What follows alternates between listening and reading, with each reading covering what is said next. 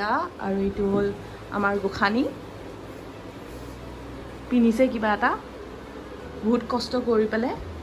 তই জল্দি গা ধোৱা হৈছিল তই ইমান জল্দি গা ধোৱা হোৱাৰ পিছত তই ইমান লেটকৈ কেনেকৈ ৰেডি হ'ব জানে মোৰ লেট হ'ব বুলি এতিয়া আমি যাম এতিয়া মামাহঁতৰ ঘৰত মামাহঁতৰ পূজা আছে আজি আমাৰ লেটেই হ'ল বাট ষ্টিল আমি গৈ আছোঁ এতিয়া চাই থাকক ব্লগটো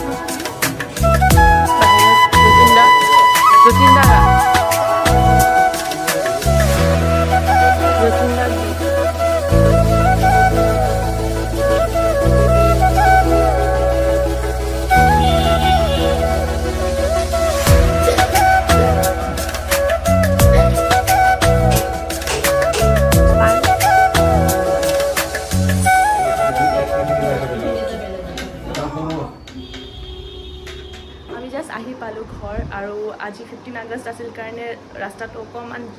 খালী পালোঁ সেইবাবে জল্দি আহি পালোঁ মানে জাম নাছিলে আৰু